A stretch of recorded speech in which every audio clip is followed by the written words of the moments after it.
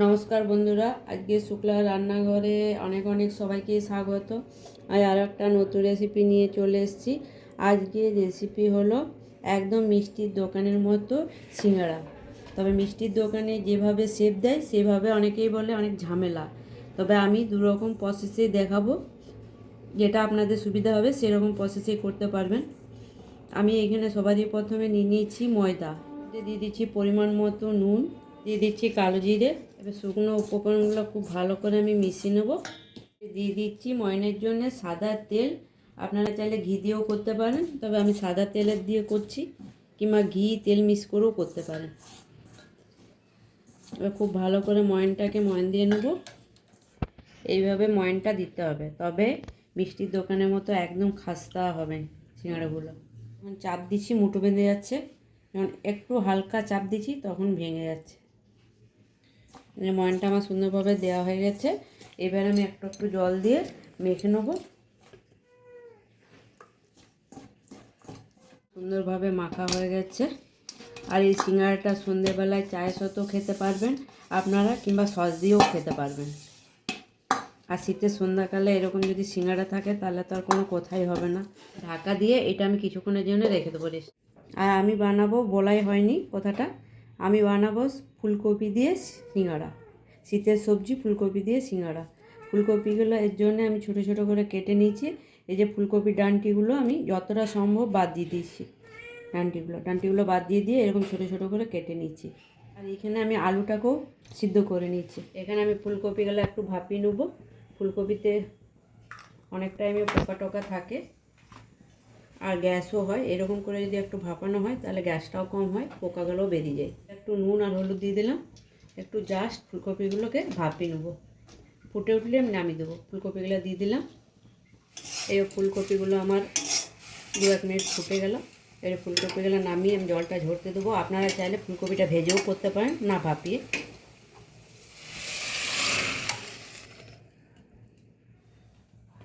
আমি কড়াই চাপিয়ে দিয়েছি। আমি সবারই প্রথমে একটা ভাজা মশলা করে নেব।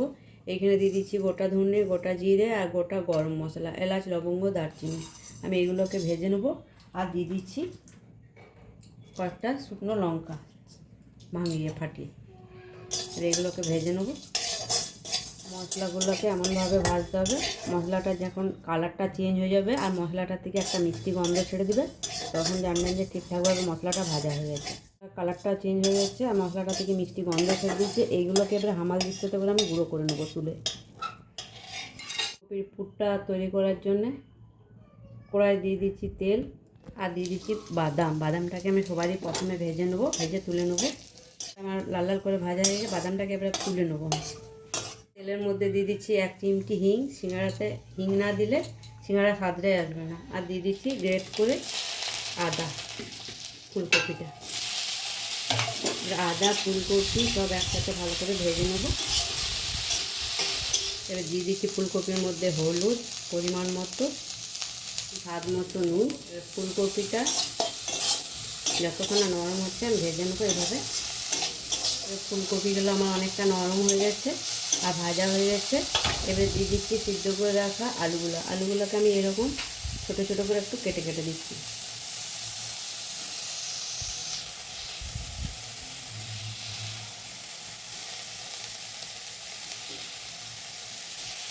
এর মধ্যে দিয়ে দিচ্ছি ভেজে রাখা বাদামটা আর দিচ্ছি ঝালের জন্যে কাঁচা লঙ্কাটাকে আমি ছোটো ছোটো করে কুচিয়ে কুচিয়ে কেটে দিয়ে দিলাম। আর উপর থেকে দিয়ে দিচ্ছি একটু কসুরি মেথি আর দিয়ে দিচ্ছি ভাজা মশলাটা। এই আমার পুরটা, সিঙ্গাড়ার পুর আমার রেডি হয়ে গেল। এবার এটাকে নামিয়ে ঠান্ডা হতে দেবো। আমি একটু তেল দিয়ে দিচ্ছি, পাঁচফোড়নটা দিতে আমি ভুলে গেছিলাম। কড়াইয়ের মধ্যে তেল দিয়ে দিচ্ছি পাঁচফোড়নটাকে একটু নাড়াচাড়া করে নিচ্ছি।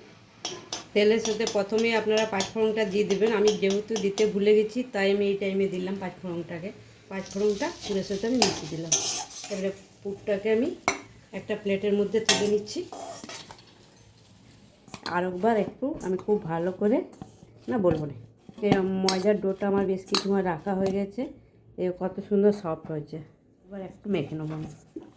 এবারে ছোটো ছোটো করে একটাতে ছোট ছোট করে করে নেবো, এটা মিষ্টির দোকানের মতন হবে এইভাবে। আর এটা করব সবথেকে সহজ পদ্ধতি, এটা বড় বড় লিচি কেটে নেবো এরকম বড় বড় করে। প্রথমে করছি আমি মিষ্টির দোকানের মতো,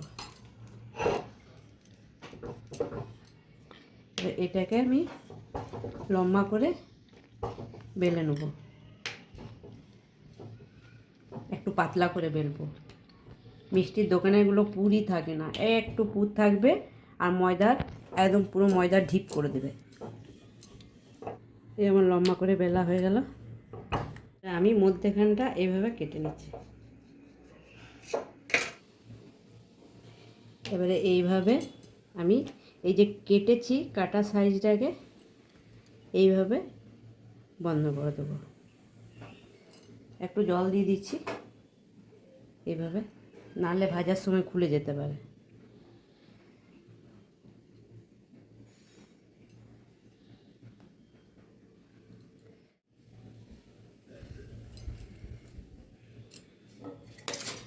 এবারে পুরটা আমি দিয়ে দিচ্ছি।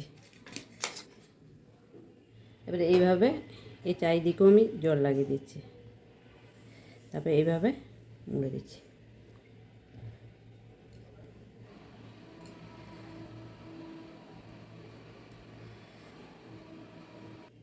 খুব ভালো করে চেপে দিচ্ছি যাতে না খুলে যায়। মিষ্টির দোকানের মতো সিঙ্গাড়া। এবারে আর একটা শেপে আমি দেখাবো।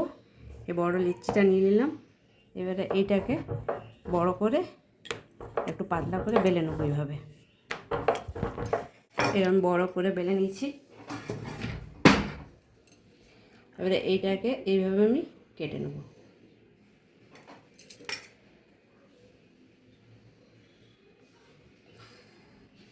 এইভাবে কেটে নিলাম, আপনারা চাইলে এইভাবেও আর কেটে নিতে পারেন এইভাবে, তবে এটাতে খুব ছোট হয়ে যাবে বলে আমি আর কাটলাম না। মধ্যেখানে পুরটা দিয়ে দিচ্ছি, এবারে এইভাবে চারিদিকে জল লাগিয়ে দিচ্ছি।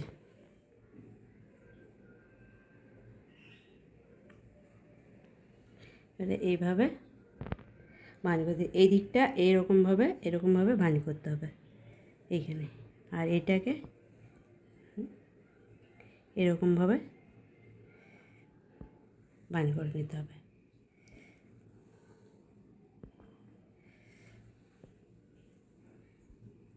এইভাবে, আর এই জায়গাটাকে এরকমভাবে বন্ধ করে দিতে হবে। খুব ভালো করে বন্ধ করতে হবে জল দিয়ে, নাহলে খুলে যাবে ভাজার টাইমে।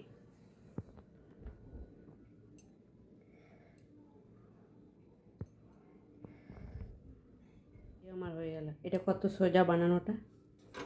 এই সিঙ্গাড়াটা তফাৎ কি? একই। আমার হয়ে গেল। এইভাবে বাকিগুলো আমি সব করে নেব। তেলের মধ্যে একটু ময়দা ফেলে দেখে নিচ্ছি ঠিকঠাকভাবে গরম হয়েছে। এইভাবেই গরমটা করতে হবে, খুব বেশি গরম করলে উপর থেকে রং ধরে যাবে। এবার সিঙ্গাড়াগুলো ছেড়ে দিচ্ছি।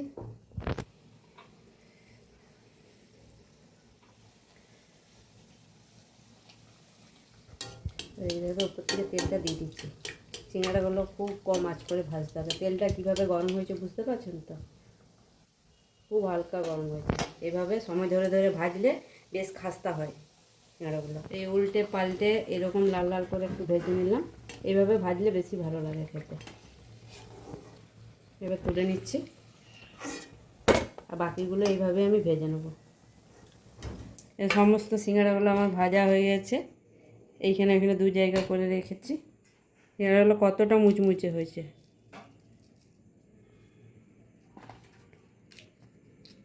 আর ভেতরটা একদম পুরে ঠাসা। শীতের সবজি দিয়ে শীতের সন্ধ্যাবেলায় ফুলকপি সিঙ্গাড়ার রেসিপিটা আপনাদের কেমন লাগলো অবশ্যই জানাবেন। যদি ভালো লাগে লাইক শেয়ার সাবস্ক্রাইব করবেন, আর পাশে থেকে সাপোর্ট করবেন। আর এইভাবে সন্ধ্যাবেলায় বানিয়ে খাবেন চায়ের সাথে কিংবা সসের সাথে, দারুণ লাগবে সন্ধ্যাবেলায়, শীতের সন্ধ্যায়।